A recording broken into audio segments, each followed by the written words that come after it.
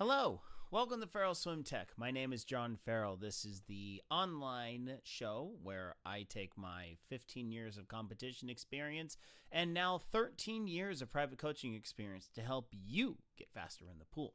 Tonight we have another stroke technique review. This is submitted by Discord user Henry from the No Limits, what the heck did we call this thing?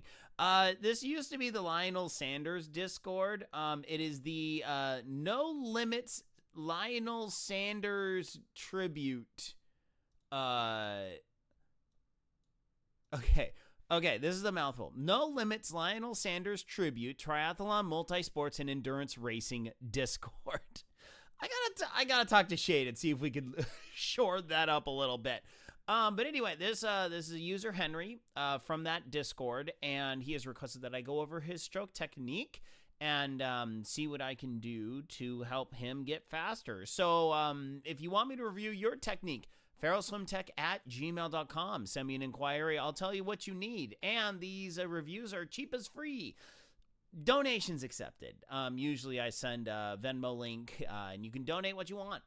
And Instagram, Farrell Swim Tech, YouTube, Farrell Swim Tech is a repository of all of these stroke technique review videos, as well as Rumble when I get to it.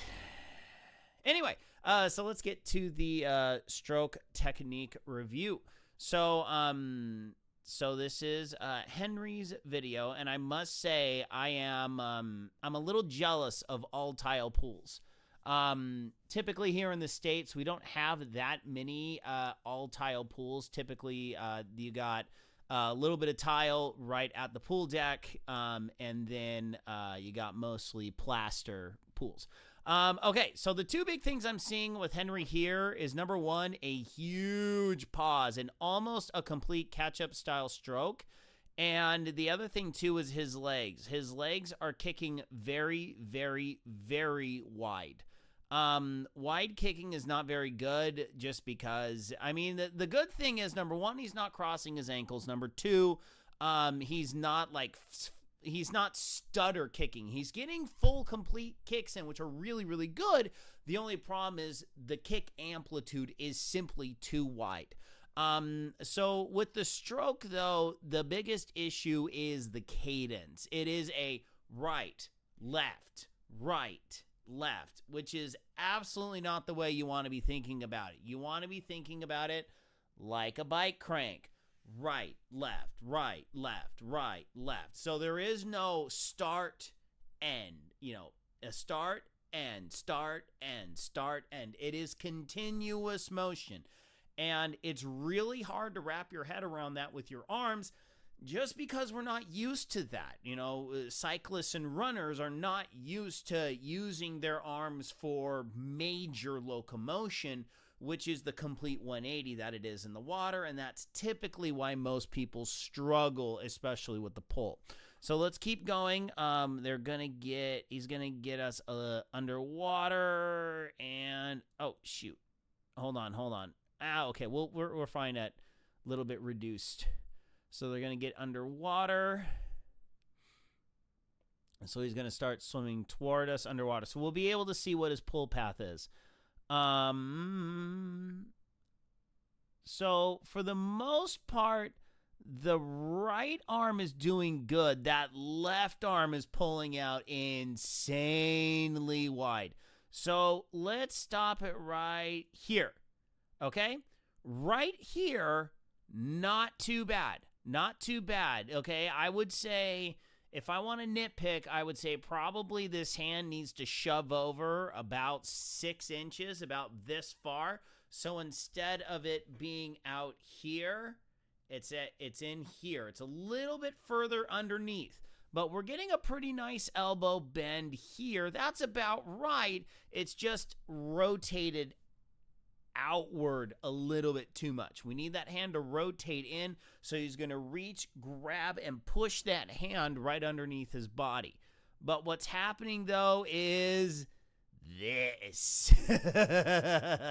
So he's taking his breath. And he's simply reaching all the way out to the side with the arm. So let me kind of show you. So he's breathing to his right. So he takes his breath. His right hand is looking good. He takes his breath, and then his left arm just sweeps all the way out to the side. So the critical arm is usually the breath, the arm to the opposite side that you're taking your breath, because the stroke with the breath and the stroke without the breath needs to be the same stroke. Now, Henry breathes every stroke, which I don't always recommend. It's fine, okay? You got to breathe every stroke. Look, you got to breathe every stroke. You know, I'm not going to force you to hold your breath underneath the water if you don't really want to. Be advised, one of the biggest issues that I have with people breathing every stroke is that their right arm and their left arm are completely different. As you can see right here, as you can see with Henry, his left arm is pulling way out to the side. I mean, his right arm was about here. His left arm is legitimately about 2 to 3 feet out to the side, almost 3/4 of a meter, more than 3/4 of a meter. I'm guesstimating, okay? I don't do meters. Sorry. I know, I think he's German. I don't do metric, okay? I know 50 meters. It's 50 yards plus 6 feet, okay? That's what 50 meters is to me. So anyway, the arm is way too far out to the side. So this left arm needs to be pulled in, okay? So the way we want to learn how, and you can see it with every single pull that he makes. Like, watch this arm out to the side. Out and out and out. So you see what I'm talking about. This is why I recommend people do not train breathing every stroke. Breathing every stroke should be more of a last ditch kind of a thing. Like I need to breathe every stroke. I have to do it. Avoid it as much as possible. Breathe every 4 strokes. So breathe down. Breathe down. Because what this does is about 50+% of the time, you don't really need that extra breath. It's not necessary. You're doing it because you're panicking, and we don't necessarily need to panic, okay? So just kind of overall, if you want to understand how long you can hold your breath underwater, here's what you do. Get to the shallow end, somewhere where you can stand. What you want to do is you want to take a couple good breaths, take one breath in, push all the air out, like everything, as much as you can. Then go underwater and see how long you can go.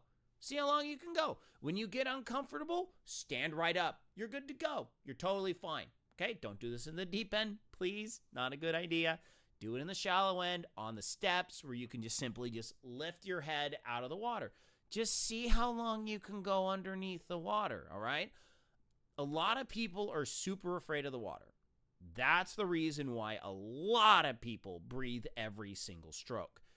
And Henry is showing the main reason why I advise against it. Out, in, out, in, okay? So, Henry's 3 large issues are going to be, number 1, decreasing the volume of the kick. Number 2, it is going to be continuous motion. Number 3, right arm does exactly what the left arm does. The left arm does exactly what the right arm does, okay? So let's take a few minutes and let's go over these, all right? So what we're going to do is we're going to go back to the bench. We're going to pull up my my side camera here, if I can. So the Logie cam is going to go away. And we're gonna swap over. We're gonna swap over to my Logie cam, or my C922. Okay. So, and I know I'm wearing my delicious UGG boots. We're going to take these off. Okay, so what we're going to do is we're going to get on our bench here. This is how we work on the kick. Just like this.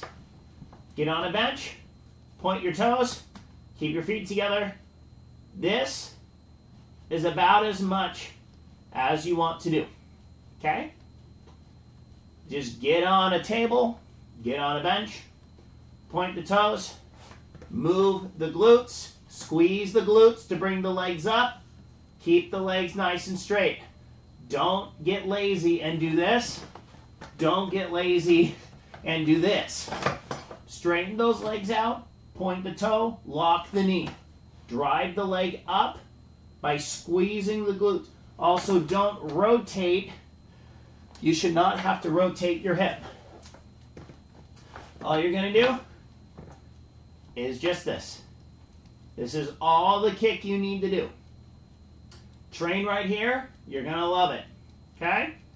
This is how you fix your kick. Dry land every day. Get used to this muscle memory, because this is all you got to do to have a good kick. Okay? All right. Do that every day. 3 sets of about 30 seconds to 3 sets of a minute. Okay, so what we're going to do is we're going to bring back our Logie cam, bring back our center cam. So what we're going to do is we're going to talk about the right arm versus left arm, okay? So the biggest problem that people have is where the right arm and the left arm are not doing the same thing. So what we need to do is realize we are swimming upwards, okay? We're not swimming towards anything. We're actually swimming up. Because when you reach, if the camera is at the bottom of the pool and I'm on the water surface, this water surface, my face is right in the water. You just have to imagine this. When I reach towards the other side of the pool, I'm reaching up to the ceiling, I'm reaching up to the sky, okay? So when we're doing our visualization exercises, we don't want to do this. We want to do this, okay? Now we can reach out to start visualizing the ideas that we want to do. So what we want to do is we actually want the hand to come inward. We want that hand to come inward and go to about our belly button, all right? Our hand wants to go somewhere near our belly button. Take our scoop, grab that brick, bring it towards the belly button, all right? Now, we're going to do this 90 degrees, okay? So actually do this with your hand. Bring your hand to the belly button. Notice the arm bend. Scoop that arm straight in front of you, okay? So that arm is going to be somewhere here when it gets in front of your face. You're going to do a little bit of robot here, okay? You know, get some music and do a little bit of a robot dance. It should be fun. All right. So, but what we want to do is we want to get this hand position right here after the pull. So what you're going to do is you're going to reach up, grab your brick, push it down, check your body positioning, okay? Left arm, grab your brick, push it down, check your body positioning, okay? Check your body positioning. So you see my hand's a little bit too far here, so I want to be about there, all right? So we're going to be about here. We're going to push till about here. Check the body positioning. That's about right. So we're going to bring that back up, push it straight down to your leg, okay? Grab it with the right, here, check, back up, push it down, okay? So that's how you're going to do this when you're sitting down. And then you can start working on, making it a little bit more fluid to where you don't want to be here. You don't obviously want to do this every single time you take a pull. It's pretty silly. But this allows us on dry land to have a way to check where our arms are, okay? And the easiest way I have found, bicep, tricep. Bicep curls it in, tricep straightens out your arm. Lock hit both of those, biceps and triceps, you're going to lock your arm in about a 90 degrees. That'll get you in the ballpark to start. So we're gonna avoid swooping out wide with our arm. So instead of coming all the way over here, we're gonna engage the bicep and the tricep and get that hand down underneath us, okay? So those are 2 of the 3 ways that we're gonna work on Henry's issues. Now, our final thing that we're gonna do is we're gonna work on the tempo. So what we're gonna do is we're gonna be doing windmills. All right, windmills are a good time, okay? So what we're gonna do, start one arm front, one arm back, okay? What we need to do is we need to figure out how to make our arms windmills. We need to make our arms bike cranks. We're gonna go up to the front and then to the back.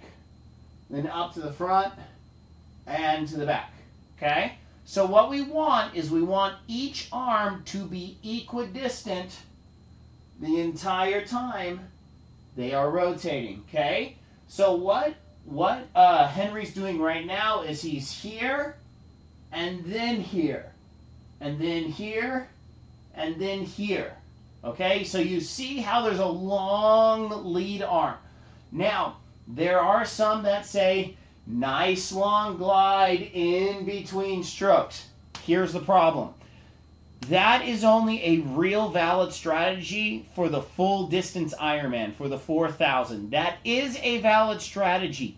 However, what you need to do is be very disciplined where that arm is in the water. It has to be a very shallow distance underneath the water. Your arm needs to be completely in line with your body. There's a lot of stuff that goes into it. Essentially, what I see more often than not is that hand being pushed too far to the bottom of the pool, and then the lower, once it's beyond this level line, once it's down here, you're developing resistance forces on your arm, completely throwing on the brakes, slowing you down.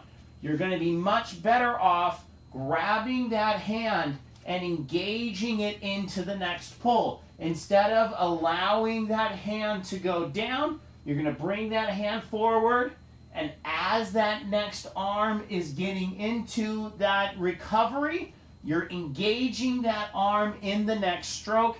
That's going to add acceleration into the entire system. What we're trying to avoid is dead spots. We're trying to avoid areas where there is no acceleration. Remember, there is a consistent force pushing back against us. If we're not adding acceleration into the equation, our body is going to slow down very rapidly. Way faster than on the bike, way faster than on the run. Water is way more dense than air, therefore it's going to slow us down insanely quicker. And if you don't have a lot of speed to begin with, it's going to destroy everything you've worked so hard, all the velocity you've worked so hard to accrue.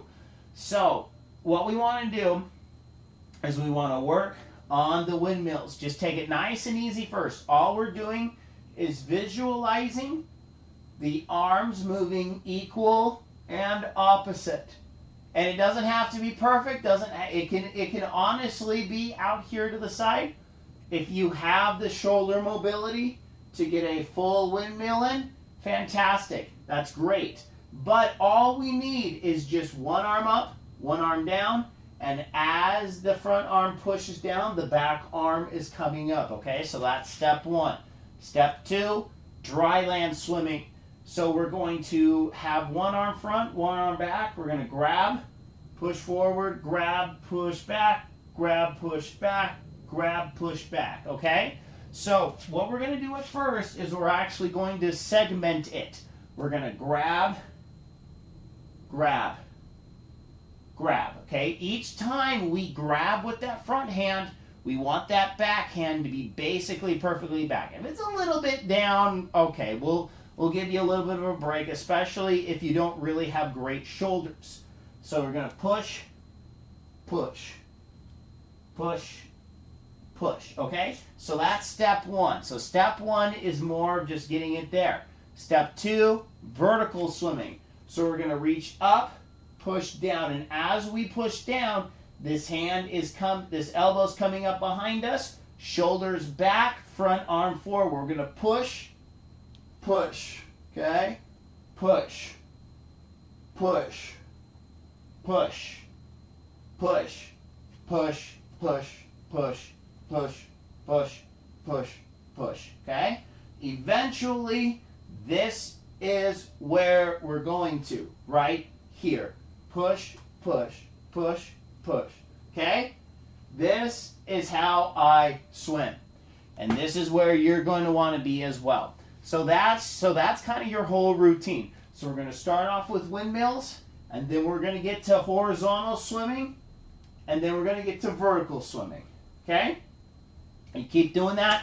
Focus on that left arm. Make sure that left arm is doing exactly what it needs to do. Don't allow it to go out to the side. If you do this dry land every day, you're going to develop the body memory, the muscle memory. You're going to be able to get into the pool. Okay, so let's finish our discussion with what to do in the water. Because dry land can only do so much. Got to be able to get in the water. Sorry, garage is hold on. Garage is floor is actually a little chilly tonight. I know. We're actually getting some rain here in Southern California. So for those of you that do follow the channel, typically I don't do personal anecdotes during these swim technique videos, but for at the time of filming, it's been about 2 weeks since the devastating fires in Los Angeles area. I live in eastern Los Angeles, like way the heck out eastern Los Angeles. Thankfully, my area was not affected by the fire at all. We have had massive wildfires in the past. Colby Trail fire is the one that has hit the closest to home. Thankfully, we have not had any issues yet.